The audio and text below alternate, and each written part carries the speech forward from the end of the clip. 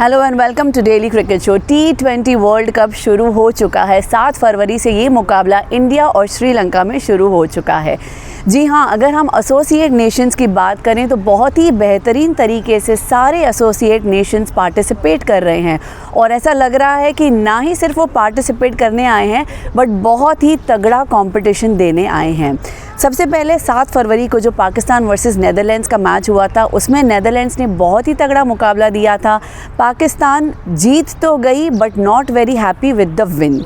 Scotland versus West Indies में West Indies ने जीता और इंडिया वर्सेस यूएसए में यूएसए ने बहुत ही तगड़ा मुकाबला दिया but courtesy to Surya Kumar Yadav जिन्होंने इंडिया का बर्डन अपने कंधों पर उठाया और इंडिया की टीम जीत गई। कल का दिन अगर हम बात करें 8 फरवरी तो कल के तीनों मैचेस बहुत ही रोमांचक थे। आखिरी गेंद तक तीनों मैचेस ने दर्शकों का मन बहला कर रखा। सबसे पहले अगर हम अफ़गानिस्तान और न्यूजीलैंड की बात करें तो उसमें न्यूजीलैंड जीती थी बाय 5 विकेट्स। इंग्लैंड और नेपाल के तो हम क्या ही बात करें। जी हाँ, हम सब ने बहुत ही बेहतरीन दृश्य विटनेस किया ऑन द स्क्रीन्स। नेपाल जिस तरीके से लड़ा और लास्ट में इंग्लैंड जीत गया बाय 4 रन बट नेपाल आखिरी बॉल तक लड़ता रहा and indeed it was a win for Nepal. जी हाँ, इंग्लैंड का तो विन था ही था बट साथ ही साथ नेपाल के लिए भी ये बहुत ही बड़ी जीत थी। जस्ट सोचिए, वानखेड़े स्टेडियम में खेलना बहुत लोगों का सपना होता है। नेपाल ने कल जिस तरीके से लड़ा है against England that was commendable.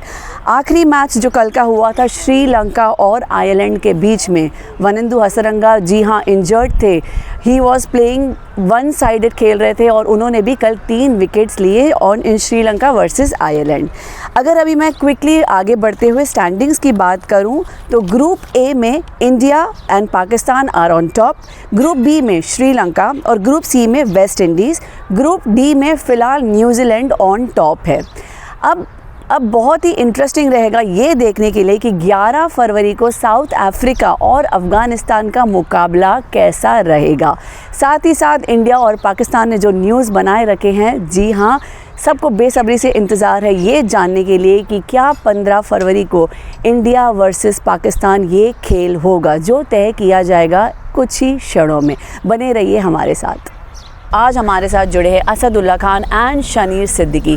तीसरा दिन आईसीसी वर्ल्ड कप T20 मुकाबले का। सबसे पहले हम बात करेंगे स्टैंडिंग्स की। ग्रुप ए में इंडिया और पाकिस्तान टॉप पर हैं, ग्रुप बी में श्रीलंका टॉप पर है, ग्रुप सी में वेस्ट इंडीज़ और ग्रुप डी की अगर मैं बात करूं तो न्यूजीलैंड फ़िलहाल टॉप पर है। स्टैंडिंग्स के बारे में आगे एलैबोरेट करेंगे असदुल्ला खान जो बताएंगे कि सो फार कैसा रहा परफॉर्मेंस और जैसा टारगेट जैसे स्ट्रैटेजीज थी क्या वैसे एसोसिएट नेशंस परफॉर्म कर रहे हैं। देखिए, अगर हम ग्रुपिंग की बात करें तो ग्रुपिंग में 2 अच्छी टीमें और कुछ एसोसिएट कंट्रीज़ हैं। सिर्फ एक ग्रुप ऐसा है कि जिसमें 3 अच्छी टीमें। ग्रुप डी में 3 अच्छी टीमें हैं, उनमें से कोई भी 2 आ सकती हैं, स्टिल फाइटिंग। तो बाकी ग्रुपों में जैसे कि हम देखा थोड़ा सा टफ टाइम दिया एसोसिएट कंट्रीज़ ने। इनका प्रेपरेशन अच्छा था जो इन्होंने वर्ल्ड कप के लिए प्रेपरेशन किया था, तो ये देखने को अच्छा मिल रहा है कि ग्लोबली एसोसिएट टीम्स काम कर रही हैं। जैसे पहले दूसरी टीमें एसोसिएट कंट्रीज़ आते थे और इतना ज़्यादा अच्छा नहीं खेल पाते थे, तो इन्होंने हमें तारीफ़ करने पे मजबूर कर दिया है कि इन्होंने काम किया है, इन्होंने प्रेपरेशन अच्छा किया है। तो डेफिनेटली टॉप 2 टीम्स आएंगी जो अच्छी हैं, उन्होंने मैच भी अपने अपने जीत लिए और यहाँ पे अभी तक डिसाइड करना मुश्किल है कि कौन सी 2 टीमें आएंगी। साउथ अफ्रीका आएगी, अफ़गानिस्तान आएगी या न्यूजीलैंड आएगी। मोरल लेस क्या है ना कि ग्रुप ए जैसे मालूम है कि इंडिया और पाकिस्तान, इवन कि पाकिस्तान खेलती है नहीं खेलती है फिर भी पाकिस्तान लीड करेगी समहाउ, तो इंडिया पाकिस्तान ऑलमोस्ट तय है कि कौन सी 2 टीमें बाहर निकलनी है। ग्रुप बी से श्रीलंका और ऑस्ट्रेलिया, अभी तो ऑस्ट्रेलिया ने मतलब अपना कलर दिखाना शुरू भी नहीं किया है, उसका कोई मैच भी नहीं हुआ है। श्रीलंका ऑस्ट्रेलिया है। ग्रुप सी में जो है वेस्ट इंडीज़ और इंग्लैंड, जबकि कल इंग्लैंड ने जिस तरह से खेला नेपाल के साथ जी वो बड़ा डिसअपॉइंटिंग रहा मेरे लिए। या नेपाल के लिहाज से बहुत अच्छा रहा जिस तरह नेपाल ने कल चैलेंज दिया इंग्लैंड को। ग्रुप डी पे सबसे ज़्यादा निगाह रहेगी क्योंकि ग्रुप डी में क्या है कि 3 टीमें हैं जो आपस में लड़ रही हैं, है ना, कि न्यूजीलैंड हो गई, अफ़गानिस्तान हो गई और साउथ अफ्रीका। तो उसमें क्या है कि अफ़गानिस्तान डेफिनेटली अब वो एसोसिएट नेशन तो रह नहीं गया, वो एज़ पर बाकी जो टीमें हैं उनके जैसा हो गया है। तो अब यहाँ पे सबसे इम्पोर्टेंट हो जाता है कि ये तीनों टीमें अपने अपने मैचेस को बहुत बड़े मार्जिन से जीतें, क्योंकि I am sure run rate वाला इशू हो गया। अगर किसी भी मैच में साउथ अफ्रीका हार गई, जैसे अफगानिस्तान और साउथ अफ्रीका के मैच में, तो ये इशू फिर हो जाएगा कौन सी टीम जाए। और एक और चीज़ है कि इनके पास यूएई है और कनाडा है। यूएई के साथ ये तो काबिलियत है कि वो आपका जो रन रेट है उसको बिगाड़ सकती है, इतना तो कम से कम चोक कर देगी आपको, है ना। तो ये ग्रुप सबसे इंटरेस्टिंग होगा आगे चल के, ऐसा मेरा मानना है। ग्रुप बी जो है ना, वहाँ पे सबसे ज़्यादा फाइट होगी। हाँ, एसोसिएट नेशन जैसे इन्होंने कहा कि इस बार जैसा परफॉर्म कर रहे हैं बहुत अच्छा है। मतलब मुझे ऐसा ही लगा कि जैसे फुटबॉल वर्ल्ड कप में कभी मोरक्को सेमीफाइनल पहुंच गया था, एक साथ सेनेगल पहुंच गया था जिसको कोई जानता भी नहीं था, तो ये वैसे ही कुछ हो रहा है कि ये नेशंस बहुत अच्छा खेल रहे हैं। खासकर कल जो नेपाल ने परफॉर्म किया सर, क्या परफॉर्म किया, मतलब 4 खिलाड़ियों ने उनके 25 से ज़्यादा रन बनाए। मतलब 2 ने तो 39 बनाए थे, एक एरी ने 44 बनाए थे। तो मतलब इतना तो जो है अभी तक किसी बड़ी टीम के खिलाड़ियों ने नहीं बनाया। देखिए, मैं फिर भी आऊँगा कि उनकी प्रेपरेशन को दाद देनी पड़ेगी। उनका जो जैसा कि उन्होंने वर्ल्ड कप के लिए तैयारी की, तो उन्होंने दिखाया कि हम लोग वी आर गेटिंग बेटर। तो बाकी में से फुल मेंबर कंट्रीज़ का तो वाजिया है, लेकिन यहाँ पे कल का मैच, नेक्स्ट मैच जो है साउथ अफ्रीका बिटवीन अफगानिस्तान, ये बहुत क्रिटिकल होगा। इसमें डिसाइडर हो सकता है कि कौन सी टीम एक पीछे रहने वाली है। तो अफगानिस्तान कहाँ पे, आप क्योंकि आपने तो कोचिंग किया, उस टीम का भी हिस्सा रहे हैं टीम का, अफगानिस्तान कहाँ पे चूक गई अपने मैच में? देखिए, अगर हम थ्रू आउट जो कि मैं फॉलो कर रहा हूँ पिछले 2 साल से, जो अफगानिस्तान क्रिकेट बोर्ड प्रेपरेशन कर रहा है, वो ना होने के बराबर थी। क्योंकि अफगानिस्तान के मोस्ट ऑफ द प्लेयर्स जो लीग्स खेलते हैं, इकट्ठे टेक्निकल कैंप्स कोच ने नहीं अरेंज किए, जो कि आपको नज़र आ रहा है। क्योंकि लीग्स में हमारे प्लेयर्स को डिफरेंट रोल दिया जाता है, वो रोल उनका हमारी टीम में नहीं होता है। तो अगर आप डिफरेंट रोल पे खेल रहे हैं और अपनी टीम में अपने रोल पे नहीं खेल रहे हैं, तो ये थोड़ी सी डिफ़िकल्टी आती है कि आप एकदम से उस रोल पे आ जाएं या उस रोल पे आप खेलेंगे, तो डेफिनेटली मुश्किल होगी। लेकिन कल का अगर हम मैच देखें, चेन्नई का ग्राउंड भी थोड़ा छोटा था। हाँ, चेन्नई का ग्राउंड तो बहुत ही छोटा है। मेरे ख्याल से 65 to 68 मीटर के बीच में उसकी बाउंड्री है। एग्जैक्टली। तो बैट्समैन को पूरी मदद मिलती है। देखिए, पूरी मदद मिली, क्योंकि हमारे स्पिनर से हर जगह डोमिनेट करते हैं। बाउंड्री थोड़ी छोटी थी, वहाँ पे हिट करना आसान था। तो स्पिनर पे ऐसा नहीं है कि हिट नहीं होता है, डेफिनेटली हिट होता है, लेकिन अगर कंप्लीट बाउंड्री हो तो it's gonna be difficult to hit all the balls. तो ये थोड़ा सा डिसएडवांटेज अफगानिस्तान टीम को रहा कि बाउंड्री छोटी थी।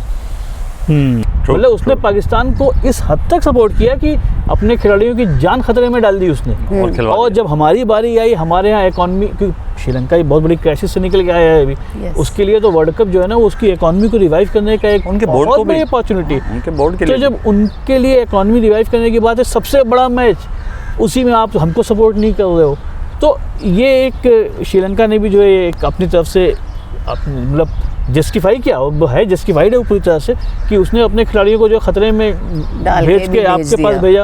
अब आप भी कुछ है ना, उसके बाद तो आपके यहाँ टीमें आना शुरू हुई, ऑस्ट्रेलिया आए और बाकी टीमें आई। अब आपका जब टाइम है तो आप जो है वो एक तीसरे कंट्री के मसले को लेकर के एक चौथे कंट्री का नुकसान कर दो। मतलब आप ये देखिए कि आपका झगड़ा है इंडिया से है, आपका मैच भी इंडिया से है, आप तीसरे कंट्री बांग्लादेश के मुद्दे को लेकर के आप श्रीलंका का नुकसान कर दो। मतलब एक मोहसिन नकवी की जिद की वजह से 4 मुल्क सफ़र करने वाले हैं। देखिए, ये दिन ब दिन बढ़ता ही जा रहा है। हाँ, अगर हम देखें कि अगर चलो ये मैच नहीं खेल लिया, तो अगर सेमीफाइनल में आमना सामना हो गया, तो या फाइनल में आमना सामना हो गया, कहीं भी हो गया, सुपर 4, तो फिर क्या मूल लेके जाएंगे वहाँ पे? हाँ, तो क्या करेंगे? और मेन चीज़ है, अच्छा मुझे क्या लग रहा है ना, देखिए ये सारी चीज़ें जो है ना, वो शायद क्रिकेट से ज़्यादा मोहसिन नकवी वर्सेस ICC हो गई हैं या BCCI हो गई हैं। उन्होंने वो एशिया कप और सारी चीज़ों का ना अपना ईगो अभी तक वो कैरी कर रहे हैं शायद। मेरे ख्याल से दोनों तरफ की बर्फ़ पिघलनी चाहिए और क्रिकेट को फ़ायदा होना चाहिए। कि अगर क्रिकेट को फ़ायदा नहीं होगा तो क्रिकेट ही नहीं रहेगी, तो फिर कंपटीशन कहाँ से होगा? और ठीक भी है, देखिए अब अगर जैसा लग रहा है कि अब पाकिस्तान मोर और लेस हाँ बोल देगा, क्योंकि अभी तक उसने ऑफिशियली ना भी नहीं बोला। बाय द वे, पाकिस्तान ने कोई ऑफिशियल लेटर ना नहीं किया, ICC को नहीं किया हुआ है। सारी बातें जो है ना ट्विटर पे और फेसबुक पे और हवाबाजी में या थ्रू मीडिया ही चल रही हैं। तो अभी तक उसने फेस सेविंग, देखिए ये भी एक कितना कैलकुलेटेड मूव है उसका, कि उसने कोई ऑफिशियल लेटर नहीं भेजा अभी तक। क्योंकि उसको मालूम था कि हो सकता है हमको वापस आना पड़े, तो फेस सेविंग और मुश्किल हो जाएगी हमारे लिए, है ना। अगर तो आप ऑफिशियल लेटर भेजते हैं तो दैट इज ऑफिशियली, आपके ऊपर ऑफिशियली ना भी हो सकती है और बैन भी हो सकता है, बैन भी हो सकता है, आपकी आने वाली सीरीज कैंसिल हो जाएंगी शायद। तो कितना कैलकुलेटिव मूव है, मैं पाकिस्तान से मैं कहूँगा मोहसिन नकवी का, क्योंकि इस टाइम पाकिस्तान क्रिकेट में अनफॉर्चुनेटली पाकिस्तान क्रिकेट का मतलब बाबर आजम रिजवान नहीं रह गए, पाकिस्तान क्रिकेट का मतलब मोहसिन नकवी हो गए। सही बात है ना। तो ये बड़ा अनफॉर्चुनेट है पाकिस्तान क्रिकेट के लिए भी, लेकिन ये अच्छी बात ये है कि बैकडोर मीटिंग से अब सोल्यूशन होगा, तो वो 15 को वो मज़ा आने वाला है ना। और अब तो इंटेंसिटी मैच की और ज़्यादा होगी, इतने सारे बवाल के बाद जब खिलाड़ी आमने सामने होंगे। अच्छा, आप खिलाड़ियों के नज़रिए से बताइए ऐसा साहब, अब उनके दिल में क्या हो? एक होता है पहले यार कि हम नॉर्मल मैच खेल रहे हैं, देखिए अब तो लड़ाई के बाद खेल रहे हैं, तो अब तो डेफिनेटली प्रेशर डबल, हाँ दोनों के ऊपर प्रेशर डबल होगा, क्राउड ज़्यादा आएगा इसमें। अब जैसे आप कोई भी मूवी उठा के देख लीजिए, जब वो कंट्रोवर्शियल हो जाती है तो उसको लोग ज़्यादा देखने के लिए जाते हैं, हालांकि उस मूवी में कुछ ऐसा होता नहीं है, लेकिन वो ऐसा एक माहौल क्रिएट हो जाता है कि जिसकी वजह से हर आदमी ये चाहता है कि मैं ये देखूं। तो ये बहुत ही इंटरेस्टिंग होगा। वर्ल्ड कप को अगर मैच हो गया तो वर्ल्ड कप को ये बहुत ऊपर ले जाएगा ये मैच। लेकिन अच्छा, उसमें एक अच्छा लोग पोक भी कर रहे हैं, कमाल ये एहसान मनी साहब ने ट्वीट किया कल, भाई आईसीसी के बड़े ओहदेदारान में रहे हैं, पाकिस्तान क्रिकेट बोर्ड में उनका बड़ा रोल रहा, कि अगर आईसीसी चेयरमैन पाकिस्तान आके हमसे रिक्वेस्ट करे तो हम तैयार हो जाएंगे। मतलब उनका ये कहना है कि जैसा खुद जाएं। तो इस पूरे इस T20 वर्ल्ड कप को ना वो इंडिया वर्सेस पाकिस्तान पॉलिटिकली बनाने पर तुला हुआ है। देखिए, मैं ये नहीं समझता हूँ कि वो आएगा और नहीं होगा, तो मेरे ख्याल से ये देखना चाहिए कि हम अगर ये नहीं करेंगे तो क्या होने वाला। देखिए, नहीं करेंगे तो बहुत नुकसान होने वाला है, ऐसी बात है। हाँ एग्जैक्टली, हमें ये देखना है कि अगर नहीं करेंगे तो कितना नुकसान होगा। तो बिल्कुल ही नहीं, वो तो आप पाकिस्तान क्रिकेट बोर्ड, मैंने कहीं पढ़ रहा था कि चल ही रहा है सिर्फ 2 चीज़ों पे, आईसीसी फंड और वो PSL के टीमों की जो नीलामी होती है उससे जो पैसा आता है, उसके अलावा कोई उनके पास अभी ऐसा कोई बहुत मेजर रेवेन्यू सोर्स है नहीं। तो अगर एक फ़ंड बंद हो गया, आईसीसी ने कोई स्ट्रॉन्ग स्टैंड ले लिया, तो उनका डब्बा बंद हो जाएगा। सही बात, आपने बिल्कुल सही कहा। देखिए, आपने साउथ अफ्रीका की क्रिकेट को भी देखा जब उन पे बैन हुआ था, साउथ अफ्रीका, जिम्बाब्वे पे भी देखा था, में जब घोटाले के बाद कीनिया के ऊपर, नेपाल भी कुछ अर्सा सस्पेंड रही टीम। तो ऐसे इन द पास्ट अगर हम देखें तो ऐसे हुए हैं, ऐसे काम हुए हैं, तो एक बार फिर भी हो सकता है, लेकिन नुकसान क्रिकेट को होगा। लेकिन पाकिस्तान जानता है, मतलब उतना कैलकुलेटिव मूव है उसके पास कि वो जानता है कि नुकसान होने वाला है, तो वो फेस सेविंग करनी है। और शायद बांग्लादेश क्रिकेट बोर्ड को इस मीटिंग में बुलाना उस फेस सेविंग का हिस्सा है। डेफिनेटली डिसीजन यही होगा कि मैच खेल रहे हैं। हाँ, और मैच खेलना है, और ये सबसे अच्छा फैसला होगा हमारे लिए भी, व्यूवर्स के लिए भी, ब्रॉडकास्टर्स के लिए भी, क्रिकेट के लिए भी, क्रिकेट बोर्ड्स के लिए भी, और श्रीलंका के लिए सबसे ज़्यादा। शनि, कहीं ना कहीं मुझे लगता है ये बस कभी ना कभी हाइप क्रिएट कर लेते हैं, या तो फिर सेकंड चीज़ ये हो सकती है कि they just need some attention, कुछ अटेंशन पाने के लिए करते हैं, क्योंकि मैच तो होना ही होना था। देखिए, ये भी होता है ना, वो मीडिया में एक टर्म यूज़ किया जाता है छपाक रोग, कि आपको टीवी पे दिखने का, अखबार में छपने का पड़ा, उसके लिए आप कंट्रोवर्सी के लिए। अगेन वही बात मैंने की कि ये मोहसिन नकवी को छपाक रोग हो गया है, अब उनको इंटरनेशनल मीडिया में हमेशा दिखना है। हाँ जी। तो अनफॉर्चुनेटली ये पूरा मामला मोहसिन नकवी वर्सेस चल रहा है, ना कि पाकिस्तान क्रिकेट बोर्ड। उन्होंने कैसे कन्विंस किया मेरे ख्याल से, वो एक पॉलिटिकल आदमी है, तो वो अपने लोगों का वो लेना चाह रहे हैं, क्रेडिट अपनी तरफ लेना चाह रहे हैं कि आइंदा में उनकी जो पार्टी है, वो जो पॉलिटिकल वो है, पॉलिटिकल स्टोरी तो है। देखिए, अगेन मैंने जैसे कहा कि बांग्लादेश में इस हफ्ते मेरे ख्याल से आज 2-4 दिन के अंदर इलेक्शन होने वाला है, तो उन्होंने भी जो है एक स्टैंड ले लिया कि हमने बांग्लादेश को सपोर्ट किया था, और बांग्लादेश में आने वाली गवर्नमेंट जो है अब वो हमको सपोर्ट कर सकती है जब पॉलिटिकल डिप्लोमेटिक रिलेशंस की बात हुई। तो ये सारी चीज़ें अगेन वही बात है, पॉलिटिक्स गंदी होती है, पॉलिटिक्स जब क्रिकेट में आती है तो खेल को ख़राब करती है। बट लेट्स सी, उम्मीद कर सकते हैं मैच होगा, शानदार होगा। जैसे सर ने कहा कि डबल प्रेशर होगा खिलाड़ियों के ऊपर, तो हमको देखने में भी ज़्यादा मज़ा आएगा। एब्सोल्युटली, बहुत ही मज़ा आएगा कि ये मुकाबला कैसे होगा, कब होगा और कितना रोमांचक होगा। हैंडशेक होगा या नहीं होगा, हैंडशेक होगा या नहीं होगा वो सबसे अहम मुद्दा होगा। अब next that will be in the topic. अब बात करेंगे एक और अहम मुद्दा, जो कि है foreign coaches versus Asian coaches. ये सवाल मैं पूछूंगी कोच साहब से। असद सर, आप ही इसका जवाब देंगे। मैं ये सवाल करना चाहूँगी कि ज़्यादातर फॉरेन कोचेस ही डोमिनेट कर रहे हैं। हालांकि बहुत सारे प्लेयर्स हैं जो अच्छे कोचेस बनना चाहते हैं, बने होंगे, बट उनको उतनी सफलता नहीं मिलती है जितनी कि एक फॉरेन कोच को मिलती है। इसके बारे में आपकी क्या राय है? मेरे ख्याल में पूरी दुनिया में फ़ॉरेन कोचेज़, फ़ॉरेन तो सारे ही फ़ॉरेन हैं, लेकिन जो गोरे कोचेज़ हैं ये ज़्यादा हैं, जैसे इंग्लैंड से, ऑस्ट्रेलिया से, न्यूजीलैंड से और वेस्ट इंडीज़ से, तो ऐसे ही लोग ज़्यादा डोमिनेट कर रहे हैं। लोकल कोचेज़ का ये देखिए, एक तो पहले मैं ये बता दूं कोचिंग क्या है। कोचिंग ये है कि आप किसी दूसरी बॉडी पे काम कर रहे हैं। हमारे यहाँ एक ये कॉन्सेप्ट बहुत गलत है कि जो ही आपने क्रिकेट छोड़ी आप कोच लगा दिए गए। ठीक है, अगर आप किसी दूसरी बॉडी पे काम कर रहे हैं तो इसके लिए आपको रिसर्च चाहिए, या रिसर्च किसी और की रिसर्च पढ़नी ज़रूरी है, कोई खुद से कोई कुछ करना ज़रूरी है, क्योंकि एज अ प्लेयर आपने 10 साल या 15 साल क्रिकेट खेली है सीखने के लिए। हाँ जी। ठीक है, तो कोचिंग भी ऐसा ही है कि आपको टाइम देना पड़ेगा, then you can be a coach. Foreign coaches का ये है कि वो प्रॉपर चैनल से आते हैं। हाँ। वो कोच बनते हैं, उनको प्लान बनाना आता है, उनको बोलना आता है, उनको प्रूफ करना आता है। हाँ। तो इसीलिए आप देखिए कोई भी जो जैसे पाकिस्तान के बड़े प्लेयर्स हैं, बांग्लादेश के हैं, अफ़गानिस्तान के हैं या श्रीलंका के हैं, ये इंग्लैंड की टीमों में नहीं नज़र आते। इंग्लैंड की क्या लोकल टीमों में भी नज़र नहीं आते वो। क्योंकि हमारा ये कॉन्सेप्ट बड़ा है कि इसने क्रिकेट खेल लिया है, बस ये कोच हो सकता है, इसको कोच अपॉइंट कर दीजिए। मैं थोड़ा मजाक भी करता हूँ, तो हमारा एक कोच ऐसी क्रिकेट जब उन्होंने छोड़ी तो फ़ौरन उनको अपॉइंट कर दिया गया। तो मैंने मजाक में उसको कहा, मैंने कहा आप 0 मीटर कोच सेलेक्ट हो गए। तो मोस्टली ऐसा होता है। हाँ। तो इसको थोड़ा सा चेंज करना चाहिए। क्वालिफिकेशन इज़ मोर इम्पॉर्टेंट कि आप बहुत बड़ी क्रिकेट खेलें। हाँ। अब मिसाल के तौर पर विराट कोहली अगर खेल रहा है तो उसका कोच उससे बड़ा प्लेयर तो नहीं था। हाँ जी। लेकिन विराट कोहली प्रॉपर उसको टाइम दे रहा है, प्रॉपर उससे सीख रहा है। हाँ, हाँ। ऐसे ही सचिन तेंदुलकर था, तो सचिन तेंदुलकर से तो बड़ा प्लेयर कोई भी नहीं है। हाँ। इसका ये मतलब नहीं है कि वो उससे बात नहीं सुनेगा, कोचिंग नहीं लेगा। वो ज़्यादा सुनते हैं। करेक्ट। बॉब उल्मर था, वो इतनी क्रिकेट नहीं खेला था, लेकिन दुनिया का बेस्ट कोच था। हाँ। क्योंकि उसने रिसर्च की हुई थी। हाँ, हाँ। अगर आप दुनिया के किसी भी कोच को ले लें, वो जाके रिसर्चर के पास बैठते हैं। सही बात है, पूरा अपना होमवर्क करके डेफिनेटली वो उनकी बातें आप तक पहुंचाते हैं। हाँ। तो पूरा प्रोसेस क्या होता है? मतलब जैसे आप कोच रहे हैं टीमों के, है ना, नेशनल टीम को भी आपने कोच किया, एक एज ए कोच जब आप जाते हैं तो आपका पूरा प्रोसेस क्या होता है?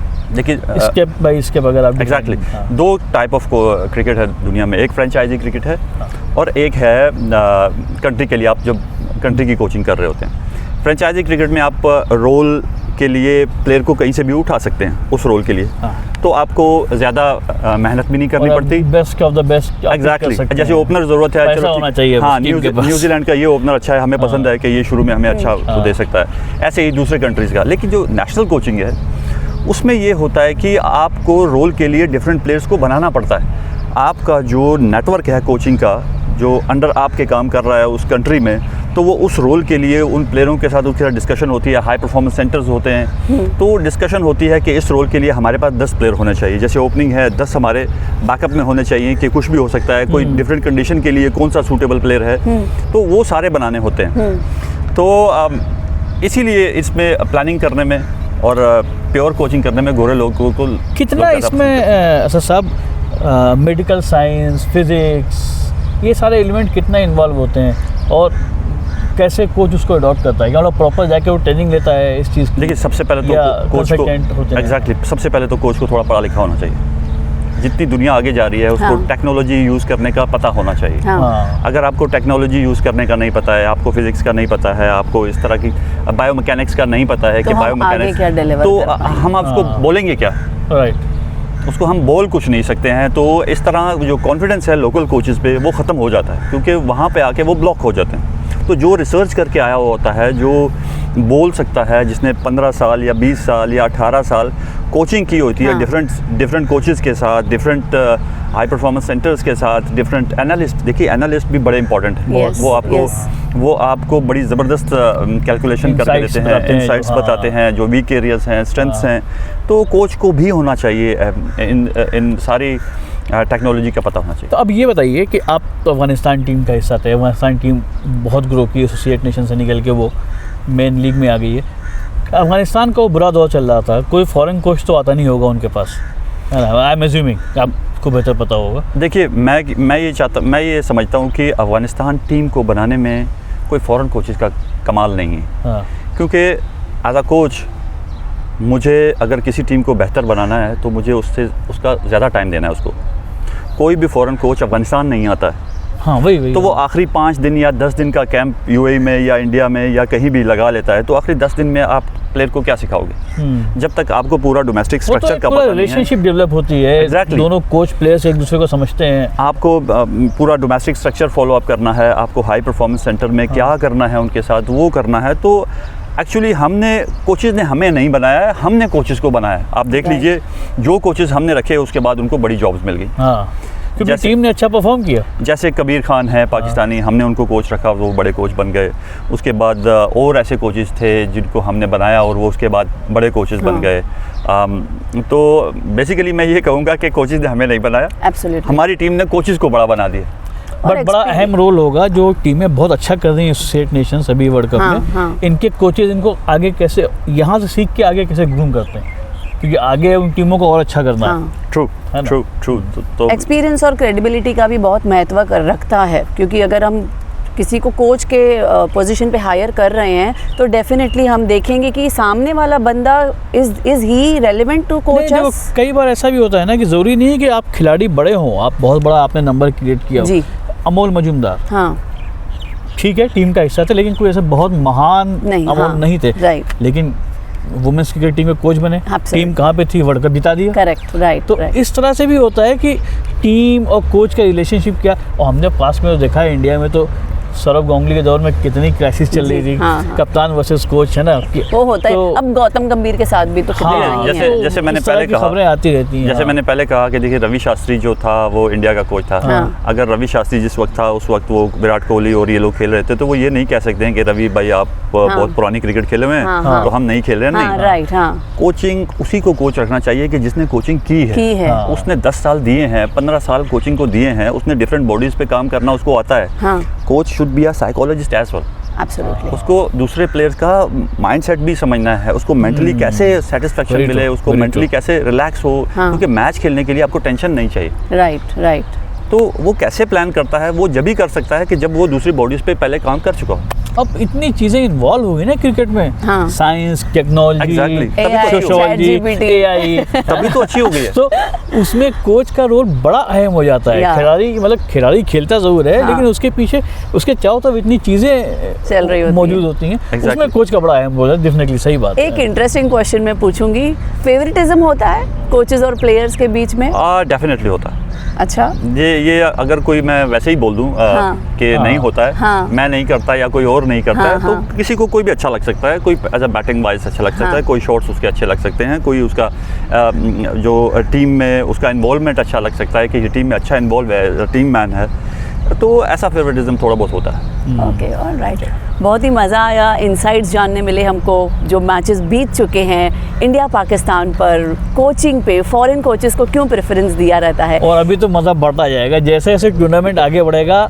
हम आपको श्योरिटी देते हैं कि आप हमारे साथ बने रहिएगा, ये मज़ा और बढ़ता जाएगा। एब्सोल्युटली, बने रहिए हमारे साथ। We are signing off for today.